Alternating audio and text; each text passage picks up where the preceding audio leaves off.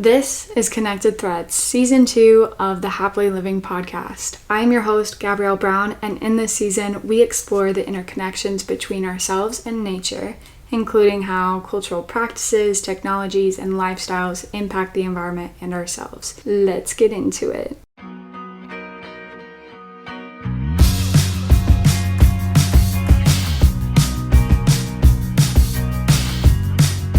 Oh my gosh. Okay, first of all, before we dive into this thick episode, I just want to express my utmost gratitude right now. So we are now global. We are all over the world. And not only are we all over the world, but we are now a community. Each and every single one of you listeners have now developed into the Happily Living crew. I cannot believe it. I cannot believe it because this had just started from me wanting to express my views and just advice and whatever that was coming out of my mouth. Instead of ranting it to my family and friends and boyfriend and whomever would listen, I would have a platform. Like, people who want to listen can listen, you know? Like, I felt heard. It wasn't from my therapist. And you guys have actually loved it. And everyone has been so supportive in ways I can't even imagine. We are a crew. We are a brand. We have an Instagram. We have a website. We are a movement. So thank you. Thank you to each and every individual because you guys make a difference. So let's hop into this episode today as we explore the opportunities that we as individuals can take upon ourselves to save money this year, to be there for ourselves, whether it's food, whether it's defining our goals, whatever it is, just finding how we can better ourselves. Now, for me, I know that in the past, eating out, spending less money was a goal that seemed to roll over every single year. Now, if that does sound like you, let's talk. So, for my goal for you is to walk away from this episode feeling in control of your finances, feeling in control of your health, and still feeling completely satisfied and in control. This does require you to take it upon yourself to implement it into your life, but I have a feeling that the simplicity may make this offer irresistible. I have had many conversations with my friends, family, and even myself during these difficult times, as it seemed to just be something that was just so easy, and it wasn't like anything else was right there. It was convenient, you know, being able to have food anytime you were ready to eat at home, like, wasn't a thing. Having food when you're at work wasn't a thing. So what's convenient? Eating out. Now, at this time in this transformational journey of mine, it was about 3 years ago, I was 30 pounds over to be adequately healthy, you know, so I was trying to make sure that I could get myself together. There was a lot of things going on, and obviously when you have a transformational journey, that means you're kind of at the bottom. And that was the case. But this was 3 years ago, and I don't even remember what happened a week ago. So we're going to take it day by day. But what happened was I had to figure out how I could make my own food, go to work out, and just overall set myself up for success. So meal prepping, making sure I had food to take with me to work, take with me to class, wherever it was. Because if I was in control of what I put into my body, then I could be in control of my health and my finances. But it always came down to the lack of energy, lack of time, lack of motivation to make my food, go to work out, set myself up for success so I could do all these things. And it's hard. Everyone is figuring out life as they go, right? It doesn't matter what age you are. And I think we tend to feel that the older you are, the more answers you have to everything. But that is not the case. I'm turning 25 in August, and I had this immense pressure that I was just putting on myself to have certain things figured out know what I needed to do or what to do next, where I should be at that time. And then you look back to when you were 16 or 18 and you realize where that impression came from. Not only was it High School Musical and it was 20-year-olds playing high school kids, but it's also just how we were brought up, you know? And I felt like I'd have my life together in my 20s, which to an extent I really do, and I'm very, very grateful for that. But it doesn't mean I'm not hard on myself and don't think I need to be somewhere else by this age. Because I feel like we all do that. And whether that would be working at this 9-to-5 job and keeping up with the maintenance of the house, you know, like house chores, cleaning the bathroom, like doing all these things, having everything together, everything figured out, knowing where I'd be at 30, you know, that's not the reality. And we project that. We try to figure out the future situation, and that's not the case. And that's okay. Feeling that everyone older than you knows more than you and knows the answers to everything. Like our parents, we expect them to know everything when we ask them. And that's not the case. The hard, cold fact is that everyone is figuring out what we call this game of life. And that sounds cheesy as ever, and I hear it as I say it, and I kind of regretted it. But it's true. And it makes me feel so much more understanding as a person every single day.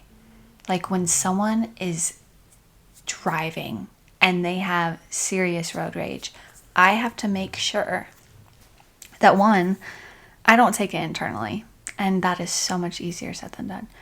But two, if they flip you off, they must be having a really hard day. Now, if I'm being honest, I try to get away from that person as far as possible, just because I don't feel safe around them. Like, you must be the cherry on top, that you did something that every human does, right? Humans aren't perfect. And so if you still have your blinker on, or you accidentally cut someone off, and we're not intentionally trying to cut people off for the most part, but like, you just have to tell yourself and realize that not everyone is going to be going after the life of their dreams. And that is so heartbreaking for me to hear, because when going through that transformational journey, we're going to talk about it again. When I started that, like, I realized I wasn't living the life I wanted to live. And this longing that I had, like, I was dedicated, and I'm dedicated to following the life that I want to live. But not everyone's going to be that way. And it's so heartbreaking. Because everyone has the opportunity to go after their dreams. Now, that can sound really selfish. It can. But if you are dedicated to making your dreams come true, you will do anything and everything to make that happen. So, with that being said, to be understanding around other people, just know that a lot of people go through a lot of hard things. We never know what other people are going through. So you just gotta give them love and light, and you just gotta send it their way. Now, not every day I'm going to talk about routines and everything, but let me tell you, not every day is going to be perfect, and you're not going to be able to follow through on everything, and that's okay. Okay? Give yourself grace on that. I know a lot of us are working very, very hard every single day, and we are exhausted. And know that just because you have all these things that you've been trying or wanting or longing to do outside of work and you haven't been able to, doesn't mean you can't. Okay? That's why I'm here. We're going to get this all situated for you so you feel like you're in control of your life again. And it's not just this routine, reoccurring stuff. Now, with that being said, I myself feel weird in this stage of life. I'm out of college and I'm an adult. I have a house, but I'm only 24. Okay, so I'm trying to balance work and play between my devil and my angel on my shoulder. I call them grind and grace. I feel like I'm always tired when I get home from work, per usual, and then I don't want to do anything. Or let's say when I get home from work from my serving job, and then it's like 10:30, 11, right? I'm hungry, but yet I'm not. I'm awake and I'm, still my gears are grinding, but yet I'm exhausted. So what am I gonna do? Well, what does everyone do? You pull out your phone, you mindlessly scroll. Sometimes people put on TV. You're just not able to relax and kind of wind down for bed yet because you're still in that mode. Or same from work. If you're getting home from your job and you're in traffic, trying to find ways that you can kind of take that time of being in traffic and use it as a source of winding down, that space between home and work, and just giving yourself that peace. Because a lot of the times in traffic, we get upset that there's traffic and we just want to be home. And I get it. I do. I've been there right with you. I still find myself at times feeling that way. And I get it. So just kind of reorient your perspective and just realize, hey, this is out of my control. But what is in my control is how I'm going to use this time internally. Now, with that being said, figuring out how to be an adult when you're not quite an adult and you just got out of college or you just got out of high school, or you just, you didn't go to any of those and you're just in that stage of life where you're expected to have all these responsibilities, but a part of you is still like, I want to relax. I want to hang out. I want to be with my friends. I want to chill. I want to, be in a social situation. I want to do whatever, right? Because you're this integration between being an adult and being a teenager. But you're not a teenager anymore. But yet you don't really feel like an adult. And you're balancing bills, and you're balancing work, and you're balancing cleaning the house, and you're balancing feeding yourself. And it gets weird and overwhelming. With work, you feel like you never have the energy to put these things that you need and the things that you want in a balance. And then you never do any of it. You don't do either because you're just overwhelmed mentally, overstimulated, and then exhausted physically and mentally. And you just want to rest. And you don't want to do anything. And then it's back in that cycle. This is not what your life should be subjected to. So let's put some methods in place to create a routine that helps you feel your best from the inside and out and feel more in control of your life than ever before. So let's start our day from the night before. When you get home from work, at least for me, I need some time to wind down. Nothing's better than getting an 8-ounce glass of water to put on my nightstand. From there, I'll write everything down that is currently on my mind. It could be good, it could be negative, whatever it is, I want to write it down. Get it off of my mind and go onto paper so I can sleep without my brain continuously running. When I write all these thoughts down, somehow, and there's studies on it, but I'm going to make it simple. Somehow, we feel like we just ranted, like we just got it all out of our system, and we can decompress, and we can rest, and we can close our eyes, and we can sleep.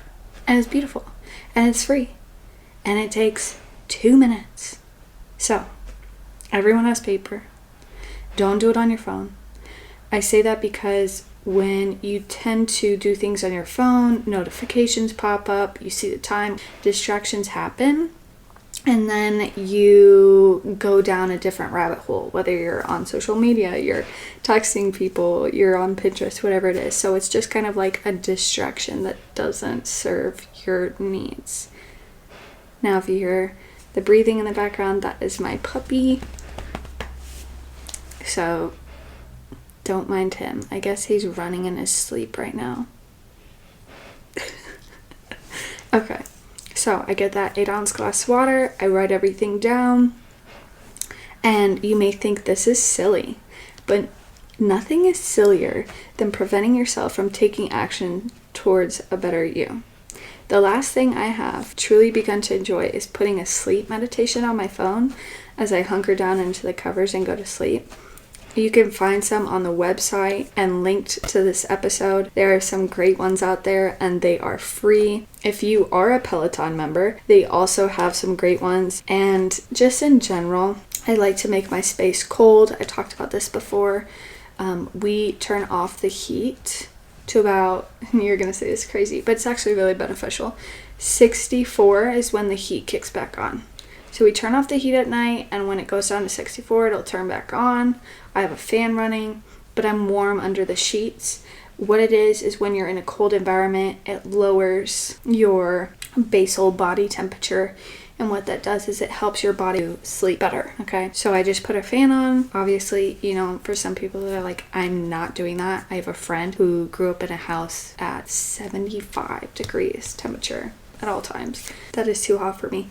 But I like it to be cold. I like to have a glass of water next to me and I'll read. A lot of people think that's drastic. I'm not going to put that into the routine today because that's obviously a little bit more challenging for those who haven't read since high school and it was out of force. So now what comes next? The morning. You wake up, you look at your phone. We tend to be fueled by so much at once on our phones and technology that we are not meant to, and I'm sure you hear that all the time, but you may not have heard what this does to the rest of your day. That by looking at your phone first thing in the morning, your brainwaves are actually triggered to a sense of stress. Doesn't matter what you look at, they're triggered to a sense of stress because it's overloading our circuit. And so it disturbs your natural waking cycle. Your mindset then becomes reactive and sets that as a tone for the entire waking day. You then become vulnerable, prioritizing others' needs over your own because of this. And now you've fallen under a reoccurring cycle that you had already established as unfulfilling. By looking at your phone, not only do you overload your mind with information, it results in a lower focus threshold throughout the day. And we may say that is from ADHD or whatever you want to blame it on. And while that may have some influence, you could be more focused than you are, and that is because you look at your phone first thing in the morning or others are turning on the TV and you find yourself to actually be less productive. And I truly do. I can't turn on the TV until after I do dun dun dun dun dun, and then I get it as a treat. And it works out really well because I really want to continue on this show or movie. So by changing that, instead of looking at your phone first thing in the morning, what if you do this? You wake up and you tell yourself you're ready to start the day anew. Everything that has happened yesterday or last week, last year, anything in the past is in the past. You cannot change it, and it doesn't define who you are today because every single day you get to start new. You get to decide how you want to be and who you want to become. And that has greatly changed my ability to forgive myself. Because we are human, we make mistakes, but we don't need to carry everything that we have done in the past with us. That slows us down, that prevents us from being our best self. Now, you look around, you look at the ceiling. If you have a window, you look outside. The blinds are shut, but just wait a moment. Give yourself a minute or two after you open your eyes, maybe stretch your arms, taking a look around. You lay in silence and just move slowly. Take 5 deep breaths, not changing your breaths in any way, just being aware of your breaths. I start listing off 10 things I am grateful for. Did you know by the simple act of taking gratitude in your morning, you transform your entire day? Here are some that I list off. Thank you for a new day. Thank you for my eyes and the sight that I so wonderfully possess. Thank you for my sense of smell as I get to wake up breathing in fresh air. Thank you for my arms and my sense of touch as I get to feel the soft sheets and stay warm during these colder months. Thank you for my healthy body as I get to live the life of my dreams, walking, running, playing, swimming, and undergoing any actions that my body allows me to do so easily. Thank you for my strong muscles and bones as I can get out of bed without thinking. Thank you for my freedom as I get to start my day however I'd like and speak however I'd like and go as I please. Thank you for my ears as I get to listen to music, to the wind, to the sounds of nature, to the sounds of people, traffic. Thank you as I get another day to start anew.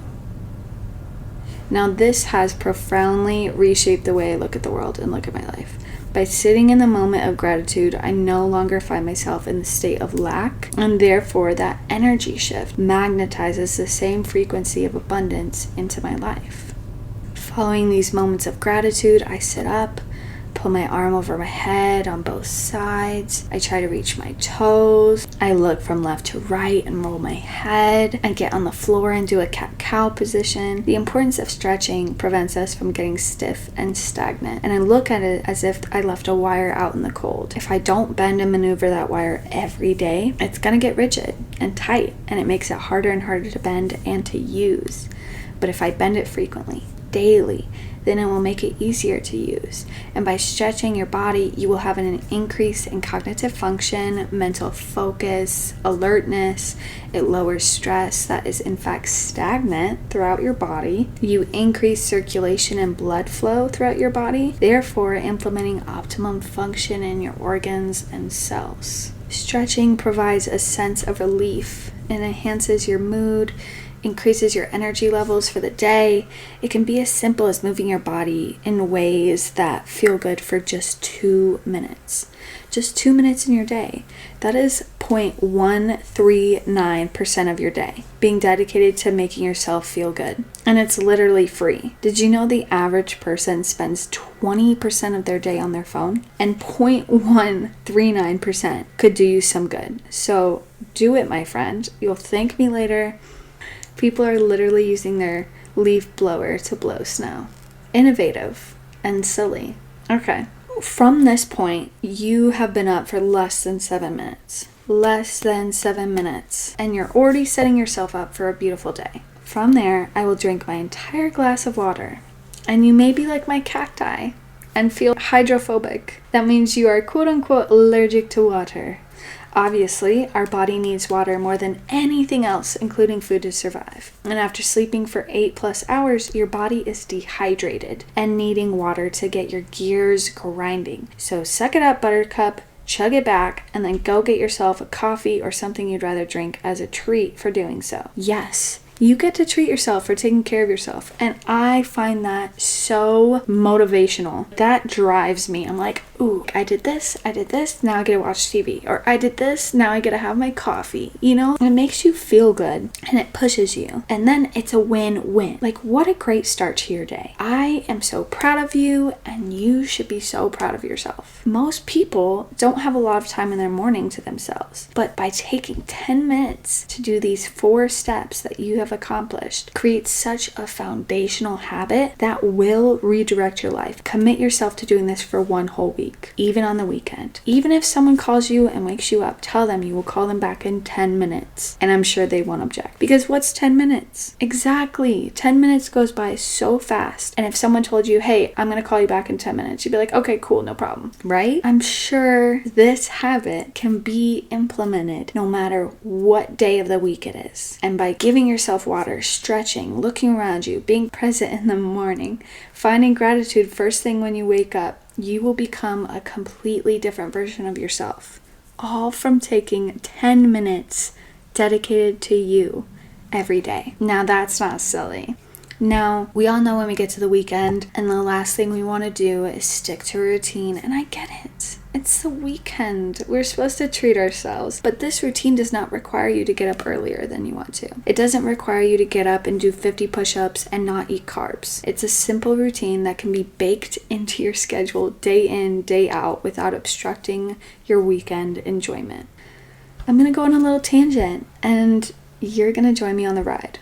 Okay, for me, when I first started my 9-to-5, I had to wait till the weekend to do everything I wasn't able to do during the week, like scheduling doctor's appointments on the weekend. I'm not even able to do that. We aren't able to find sustaining routines that can make it through in this chaotic lifestyle we are stuck in. That leads me to the next question I have for you.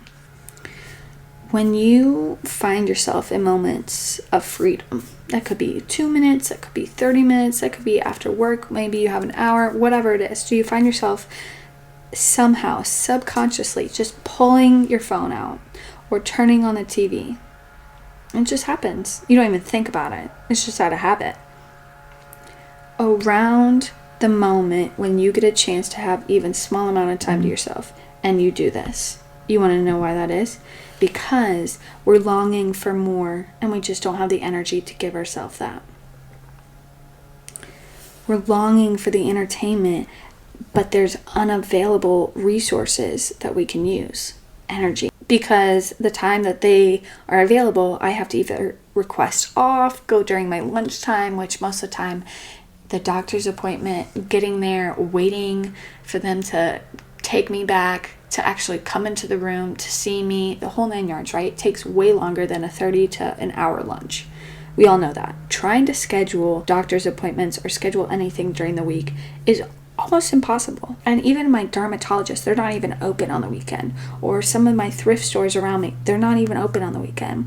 And don't even get me started on the situation with upkeeping on the house, doing laundry and running errands. We only get 2 days to ourselves because Friday doesn't count. In order to be an adult, you have to set yourself up Sunday for the week to clean your house, clean your space, because it keeps you kind of functioning properly. A clean house is a clean mind, right? So you really only get Saturday to yourself. And the things that for some people you want to do, it may look like going out, being with friends, connecting, doing a hobby, doing yoga, whatever it is. When you dedicate so much time to other people, and you find yourself just like, is this what adulting is like? Because if that's the case, I don't want it. I told my dad. I was talking to him and I was ranting about all this stuff and he was like, welcome to the club. And I was absolutely not. This ain't it. This ain't it, chief. Please. Like, tell me, this is not what we all work so hard for, going through school our entire life until now, because we haven't lived until 50. We're at the age we are right now. So our entire life that we have lived has been dedicated to school and getting to where we are now. And now we are so unhappy with how the schedule is, and we don't have much time to ourselves at all. And being a kid, you enjoyed all this time in life regardless of what was going on, and doing homework and doing whatever, right? You had so much fun. We often look back at childhood memories, and the reason that is because we're in the present. We are constantly in the present moment. And the way we are now, we're constantly projecting what we need to do or what we should have done or what we haven't done. And it's not in the present. But how can we when we don't seem to find any time for ourselves? And maybe you're like me. Maybe you have the devil and angel on your shoulder and it's grind and grace, and you're fighting between having to grind and then trying to give yourself rest. But you feel guilty when you are resting because you want to do certain things and you have to do other things. And then you're also exhausted on top of it, right? Like we talked about in the beginning of this episode, it just seems like we don't have energy to do anything. And even if you're doing this routine, I don't think that's the end of it. Doing this 10-minute routine, how is that going to provide me extra time in the day or help me with not eating out as much? That is what we're about to get into. While you're frantically driving yourself nuts over the situation I just spieled to you, you're also driving yourself out to the burnout stage. My friends, I have done this more times than I can count. It's not fun and it's exhausting. You find yourself snapping at your closest friends, your partners, your family members.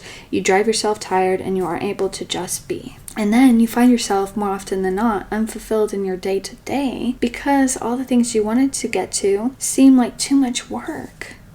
And maybe you'd like to go grocery shopping for the upcoming week and prepare meals so you spend less on eating out and therefore feel in control of your finances and your health. Or maybe you're trying to work out more this year because you know it helps with your anxiety, and whatever it is, it just feels like it really just gives you energy, it gives you motivation, you feel more productive, you just feel really good after working out. But you don't seem to have the time, or if you're not in that pattern of working out, to start it is a whole different challenge in itself. And so there goes the goal right out the window. And you may feel like you ate a lot today and you don't know why you have a lack of energy. Or you feel like you didn't work out and you didn't do this and you don't have any motivation. And motivation only gets you so far. Motivation is almost like the beginning of a relationship. You have this intense drive, fueled with this like passion, and that only lasts for so long. And I'm not saying motivation will never come back, but it's just enough to start the fire. It's like when you have a lighter and you're trying, but the lighter literally has next to nothing left in it, and you're having to continue, and it's just not going. Okay, that's like motivation all the time. And then out of nowhere, it'll come up. Let's say, the next time you try to light up a fire and it's not coming up again. That's motivation. You can't rely on motivation. You have to have to. When I say you have to, that just doesn't even sound influential. It doesn't. No, you have to stop eating less. You have to stop sitting on the couch. You have to work out more. You have to do this. No one really wants or is driven to do things when they're told they have to do something. Because that's what you do to yourselves. So, sensitive subject for you, talking about food, relationship with food. I do not suggest you listen to this, and I suggest you come back to us on our next episode, February 18th. But if you are okay with listening to this, let's get into it. So, if you feel like you have eaten too much or whatever, that is where we get into the nitty-gritty, and I'm excited, but energy limits to what you're willing or able to do, right? We said that. This can be from the routine we have and the foods we eat. Eating out seemed to be a luxury, a special occasion for my family growing up. Nowadays, being an adult, getting to have a choice, a say over what I do on a day-to-day basis, I eat out when I please. But that's a problem, right? Because then you get to the point where you're hurting your finances and you're also realizing you kind of feel like garbage. As I was driving home the other day, I passed a billboard that stated restaurant quality at home. And it was trying to market whatever they were selling that you could find in an aisle at the grocery store. And at that time, I was like, are you serious? And now I realize, well, of course, why not?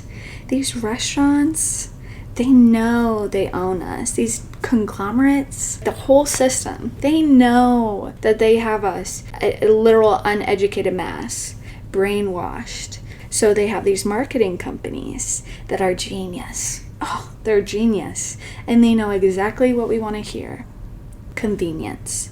They contribute to our trust of what's being offered to us and what we bring into our homes. They regulate our actions, they regulate our finances, our ability to travel, our health, how often we get gas, the oil companies, the healthcare system, the 12 conglomerates that own everything we buy in grocery stores and supply all our larger chain restaurants. They are what make our lives. And you may be like, bro, you're kind of sounding like a 70s dude. I feel more and more like that every single day. I really do. But I so fully believe in it because I'm becoming more aware of what is actually going on. But I love eating. Chefs at my work, they're like, Gabby, every time you eat, we see that you're so happy. You're so happy when you're eating. And I'm like, yeah, of course. I love to eat. I love food. I've learned to love to cook. It just excites me. I feel really good. I have energy. I love eating. And I don't feel like that is a huge thing for our public. I also want to touch base on the fact that we use produce bags for produce that we have to wash regardless because it's been in transit, because it's been harvested by people who probably haven't had the most upkept hygienic standards. It's not going to get much worse from being in a cart. You guys have got to stop using single-use plastic for our produce for no reason. Granted, it's given to us by a system who gives us that option. So yes, it's on them for giving us the option to use produce bags for no reason. But now it's on us to not use produce bags as single-use plastic when we're going to wash our produce before we eat it. Thank you for the TED Talk. Now, I feel like a lot of times we have the connotation of what is healthy and what's unhealthy. I want to talk about how ingredients are controlled and how ingredients are a bigger deal because they have a massive compounding effect on our bodies, our energy, our overall health on a day-to-day basis. We have been conditioned to prioritizing having more money, but spending less on our overall health, and that starts with your groceries. So if you don't prioritize yourself, who will? You think the 12 conglomerates will? You think the Nestle, PepsiCo, Unilever, Procter & Gamble, Johnson & Johnson, Mars, Mondelez International, Coca-Cola, you think they're going to prioritize your health? Why would they? They're just here to make money. One person in billions of people? Absolutely not. You are an ant. And for them to make their anthill, they can get more. You are replaceable. And it sucks to hear it, I'm sure. I'm not going to leave you feeling that way for sure. Let's break it down. Let's say your grocery budget for your month is lower, and so you buy lower quality food. That means you're less likely to make a home-cooked meal. So then you're less likely to then want to eat at home. And then you're more likely to look for that quality of food in restaurants. which you feel like, oh, that's when I treat myself. So then you're influenced to want to eat out more because you crave quality food. You're a human being. We need to crave quality food. But when did quality food become such a high standard? When did that become high maintenance? And I've seen it all the time. In the beginning of doing this journey for myself, I felt so judged by my family, by my friends, everyone. I'm sure Ben did internally. It's okay because we're so conditioned, right, to feel that way. We don't know any better. And so when you're wanting, like the juices, and you're wanting bowls, to have organic, to have fresh vegetables, it just sounds like you're this pretentious person and nothing's good enough for you. And that is not the case. You are wanting a basic quality of living. You're wanting a basic standard at which you take care of yourself. And when you're not getting that, you have that lack of energy like we talked about with work and this whole routine that doesn't set us up, you crave that. And then you're wanting to go to that more often wherever you get it, which is eating out. And then you're eating out during the week. It just feels like it's such a pattern and it's so stagnant. You can't fall through with your goals on eating out less and saving money. The other night, Ben made us a Wagyu steak dinner. Now, if you know me, I stopped eating pig and cow. There are some exceptions unless the beef is pasture raised or paddock. So paddock is a rotational grazing schedule, and this allows the pasture to really grow back after livestock has been there. And what happens is you have cows that go to a different pen, and then the chickens will come after the cows and the goats come after the chickens. And so the soil is becoming rested in certain areas, and it's allowing for it to become so nutrient dense. And it benefits us, it benefits the animals, and it benefits the planet. Today, we are affected by the lack of nutrients in the soil by these larger conglomerate companies that prevent us from being able to support local farmers, our environment, and our health. Therefore, my requirements are pasture-raised or paddock. Otherwise, I don't eat cow. And that's fine. I've done it for a long time. But those are my things. He got us this Wagyu steak with my requirements. He cooked a really nice dinner for us. We had green beans, sweet potato fries, and that dinner in a restaurant would have easily been over $100. It was $38 for us. $38 for both of us. And it was so good. Oh my gosh, it was so good. We want more for ourselves and our lives, but we don't see how our simple actions compound and how those actions themselves become a tripling effect. Like what compounds becomes into something else that compounds, and then this snowballs. We seem to be like, that's crazy. I'm not going to buy $38 Wagyu pound steak. That's ridiculous. But then I'll go to a restaurant and treat myself, and I'll spend over $100 on that same meal. Think about that. We find ourselves eating out and spending more money doing that because restaurants inflate prices on items that could be half the quality, but we don't know the difference because we don't give ourselves quality at home. So when I came to this awareness, I established a larger budget towards my groceries, and that trickled and compounded into a beautiful thing. It limited my ability and willingness to eat out as often because I spent so much money in groceries. Can't let it go to waste because then that's throwing money out the window. I gotta make food at home and put into a corner. I don't have as much money to eat out. Beautiful. When I made that decision, then I was able to purchase higher quality foods at the grocery store that didn't have to be organic. Now I am more so going towards organic, but it's the journey of becoming more and more aware and learning more things, and we'll get into it, but I'm not going to just overwhelm you with all this information at one time. So we're starting step by step, okay? So purchasing higher quality foods by giving yourself a larger budget towards groceries doesn't mean you have to do organic. Doesn't mean organic is the only thing that is good for us, okay? It was a long time before I went to organic, and I'm still purchasing a lot of those same staples or items that aren't organic today.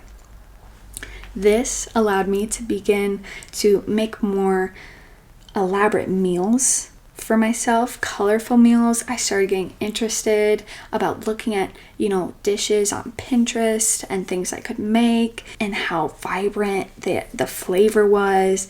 And sometimes, most of the time, it'd be 3+, 4 to 5 people portions. And then I would have these leftovers. Granted, when I started cooking, I didn't look at the portions. I was just making what the thing called for. I'm like, oh my gosh, this is so much food. In the beginning, you're like, oh, this is taking forever. Anything that's new, creating content, making dinners, starting to work out, doing whatever new, first time, beginner, is always a struggle. It's always taking longer than you want it to. It's always a little bit more difficult to get into the habit of and getting a rhythm in it. But that's not going to last. That's a temporary feeling. So don't get in your own way from that feeling, okay? Just know it's temporary. When I started doing that though, and not looking at the portions, I had so much left over. That became my version of meal prepping. And I wouldn't go hungry at work and I wouldn't eat out. I would have energy. I would notice that when I needed, 10 to 15 minute break, when I needed to take a lap around the office, like energy just kind of lowering, I was able to see that because I had energy. So I noticed a difference and I was able to do something about it. These effects are just from simple changes. I began to develop a relationship with myself and know what my body was trying to tell me this whole time. And like I said, I wouldn't have had that awareness before because it was what I always had felt like. So for example, if you go to the gym and you notice the feeling you get after your workout, you crave that feeling. You feel so good. You're like, oh, I'm tired, but I feel great. That satisfaction, that energy, that fulfillment drives you to want to go the next day. So you tell yourself, okay, I'm going to go again tomorrow. But you do what you always do. You find ways to be distracted. You get wound up in something. You don't actually go. You feel like garbage that day. And you don't know if it's like, well, I don't want to feel like crap, and not understanding why you feel that way, but you do notice it. That feeling itself has always been there. You just haven't been put into a situation to notice it because you didn't know anything different. So feeling great, right, that day after working out, that's what you could feel if you do the things that satisfy your body, that you long for, that help you, that empower you. And that garbage feeling, that's what you've been feeling on a daily basis. So you've never had an awareness to compare what feeling better would actually feel like. Isn't that crazy? That's just because you've always felt that and you had no idea. It's just like eating out. I started to feel like garbage eating the things I used to every now and then, but nothing changed with the food. It was a change in my awareness and being able to see how I could feel versus how I did feel all the time. And it started with Chick-fil-A. It was so weird. It was a long time ago. I went to go eat Chick-fil-A. I treated myself, quote unquote, and it was not as good. Like, I get the spicy chicken deluxe. Like, I love that. Pepper jack cheese, give me the pickle, give me all of it. I do buffalo and ranch. I put the sauces on top and then slap the bun on there. I eat it. I look like an animal and I'm here for it. It's so delicious. I had it. I was like, this is not good. There's no way they would change anything. You try to back them up too. You're like, maybe they just had a bad batch. Maybe it was towards the end of the night, blah, blah, blah. No, that doesn't change. I mean, I'm sure people have bad batches. But no, come on, be realistic. It's because your body is eating quality foods now and you're recognizing that isn't as good as it used to be. And there's a bunch of reasons behind it. It's not just because you're having quality, but it's also because of the ingredients that they have in it. And I've discussed this in the episode, Let's Talk About Food, and part 2, Let's Talk About Ingredients, Bees, and Feeling Free. So feel free to learn more about specific ingredients, what they do to our body, and why we need to avoid them. But for now, in this episode, I will just say that there are ingredients in the staples that we have in our homes from our go-to grocery stores that are harming us in a much greater scale than many are aware of, due to us having little to no nutrients in the soil, as we discussed, and then pairing that with ingredients in every single product we use daily. This has a compounding effect on our health and longevity, not just grocery store products, but also in restaurants, fast food locations that implement them. Why? Because they make crap taste quality. They are cheap and therefore it increases their profits.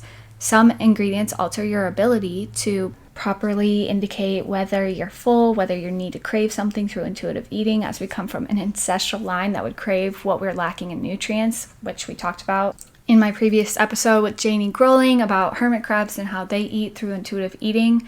And so when we're craving these things, craving sugars, that's a whole other complex topic, which Huberman talks about with dopamine on the DOAC. I love that podcast, but intuitive eating is completely hindered when we supply our bodies with these ingredients.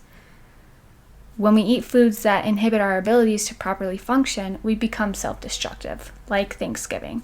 Or anytime when you feel like you know you're full, but you just can't seem to stop and you're not feeling satisfied after eating. I looked into studies and using my server job as an opportunity to get an inside perspective, get closer to what the suppliers were, what the ingredients being used were, how we go about preparations and cooking techniques.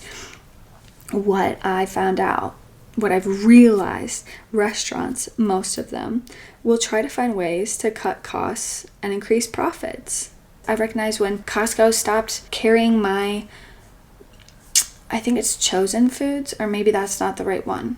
It's a glass jar of mayo, okay? It's simple ingredients. Girl's gotta love her mayo, you know what I'm saying?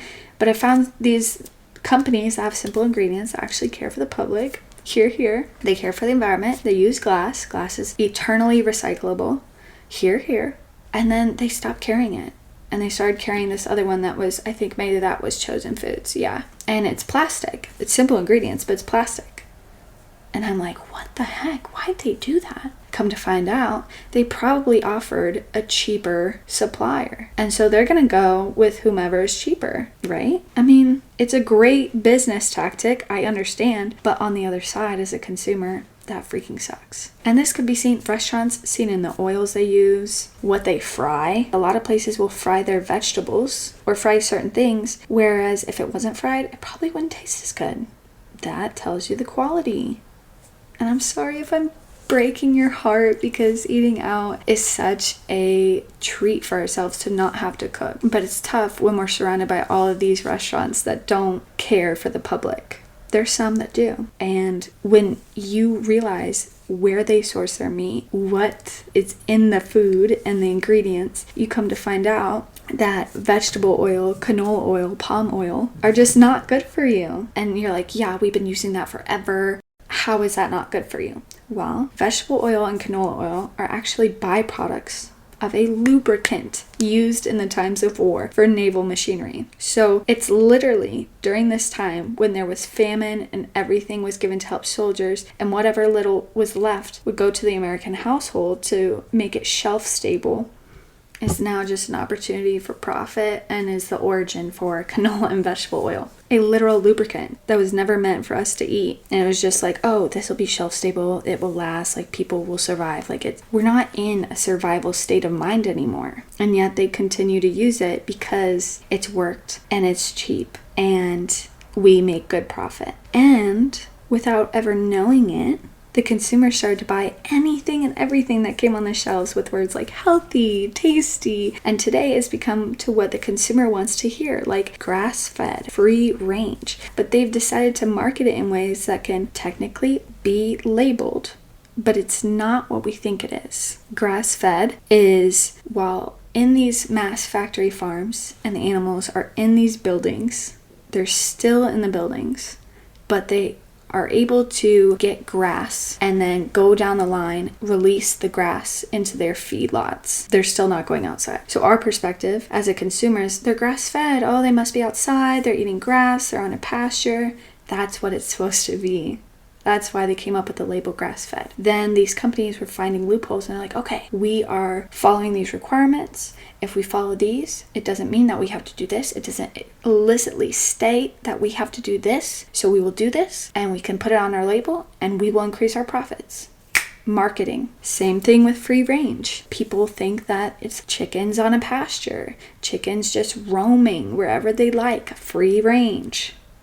But that's not it. They're outside of the cages now, but they're still like 100,000 of them in this barn, and you have some that are deformed, you have some that are literally dying or dead around other chickens, and they're just there. Like, it's so sad. Not gonna go into details anymore, but the thing is, they're not free range. They don't see the sun. So all of these things affect the quality of the meat. If they aren't happy and they are constantly in a state of stress, those hormones are released throughout their body. When that is put onto the market in the aisle, that meat still contains those hormones. So they may be hormone and antibiotic free, but that means it's free from them adding that to them. Does that make sense? So they're hormones that these cows release, or these chickens release, from stress and lack of sunlight and lack of vitamins and lack of nutrients, and they're eating grain and not grass, and the whole point of grass-fed is so that way they can literally get the proper nutrients to make it a better quality meat. When they're going around these loopholes, we are still not getting what we're asked for. So they're hitting these requirements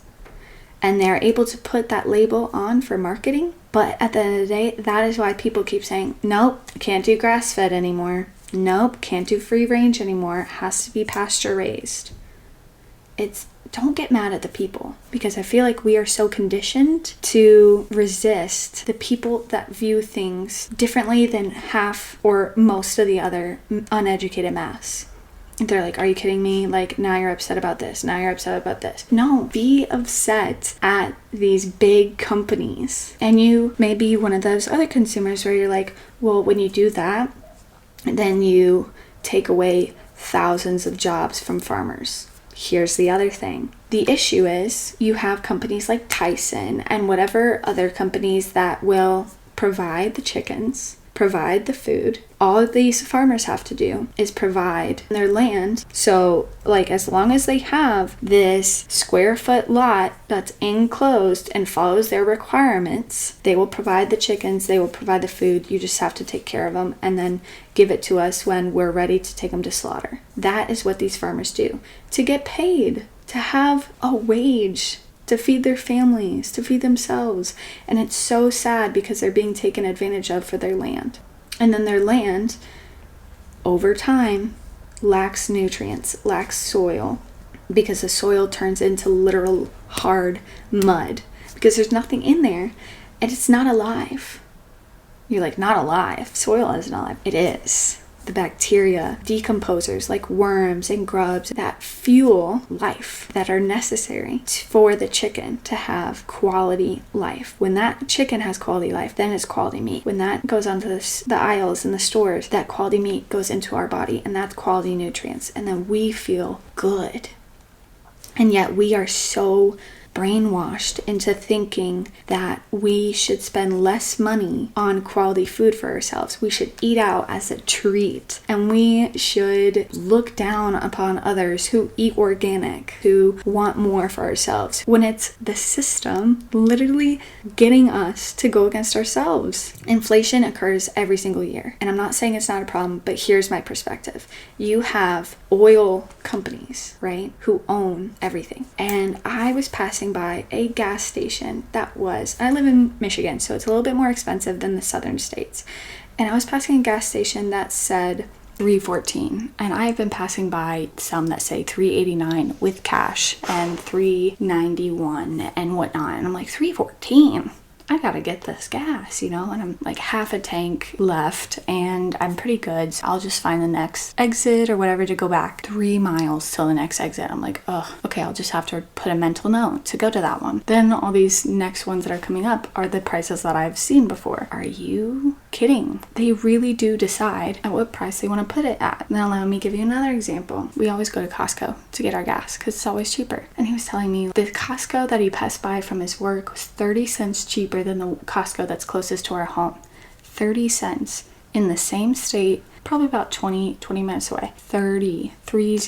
That's crazy. Other areas are more expensive than others, of course, and they're going to be a little bit more expensive on gas, but 30 cents. And that really makes you realize how they control what they want to put a price on for their gas, what they want to put a price on at what time of the year. And then they make us pit each other to ourselves and question the government and question the president and question everything that's being done with inflation. And it's really just these big conglomerates that own everything that decide how we want to live our lives. Canola oil and vegetable oil we touched based on. Now let's talk about, it's called palm oil.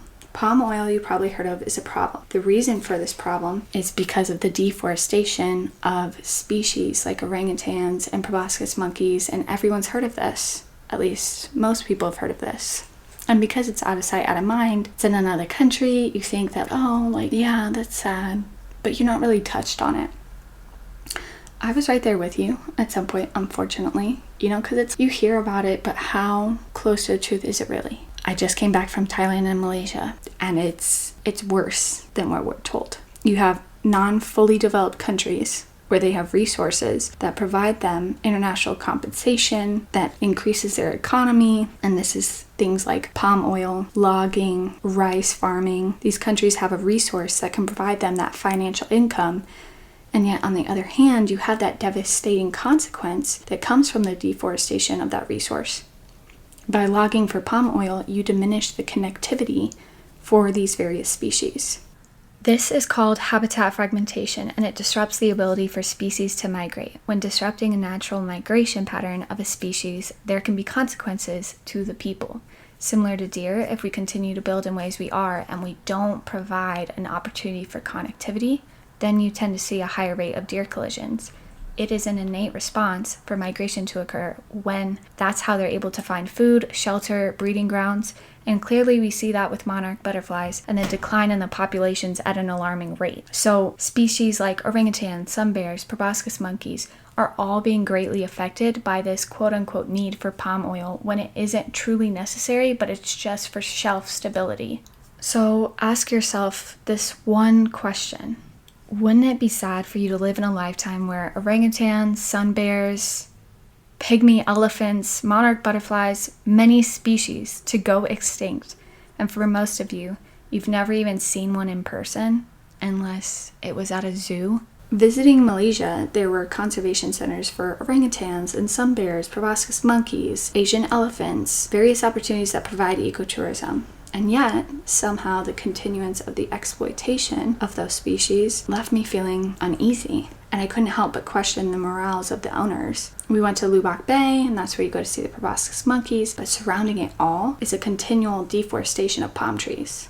So if they wanted to go that way, they couldn't. The proboscis monkeys could not migrate to other areas. So when you take away connectivity, trees that allow them to go from tree to tree and limb to limb, they're not able to migrate. So a part of you feels proud that someone decided to buy the land, otherwise it'd be used for logging, but yet this land, while a conservation, I think is still taking part in that logging. So then you come to ask, well, was the intent when buying this land to have the two forms of income, to dip your toes in both logging and preservation of ecotourism? It's for a good cause, and yet what else can you do to get past these thoughts? Because they're trying to provide money, income for their family. It's better than nothing, right? Because what else can you do? You don't live there, you don't know the laws. The laws could be very skewed anyways, because there are sun bears who are literally kept as pets. And these sun bear conservation centers, when they get a call, when they find information about these sun bears in certain locations with certain environments, that's when they go after it. But it's not always like spoken about. So you have people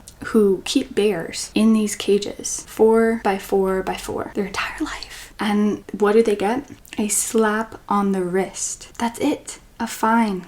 It's like on one end you're happy because it helps protect a species and provides them the protection of their habitat. But on the other end, you don't know whether to feel upset about the economical standpoint of it all, because you're glad these people see the importance and economical benefit for providing this space to protect those species and care for them. Ecotourism can go both ways, right? It provides a business and compensation in return for that care. But then there's logging all around in that specific area that protects them from that. But then you're sad to see that the direction these people chose in order to make money with that full circle is the well-being of the people, support harvesting of palm oil for the influx of money to the economy of the country. So it creates that confusion and confliction between yourself, and you're like, what was the intention of these people? Like, are they trying to protect this diversity and help protect these species? Then at the same time, you can't blame them because they need to survive. They need to bring money back to their families. They're bringing value to the economy in this third world country. Like, what? Like, how can you be mad? It's valid to be conflicted with yourself, and it's valid to feel confused and uneasy. By providing support and well-being of the people for harvesting the palm oil, you provide an influx of money to the country. You help create a stable economy and encouraging the long-term effects of the climate change and the loss of economic value that these families, these villages cannot get back. They're losing culture, they're losing diversity, they're losing species, they're losing habitats, and it's affecting the actual people as well. So are there other ways that these countries could be supported?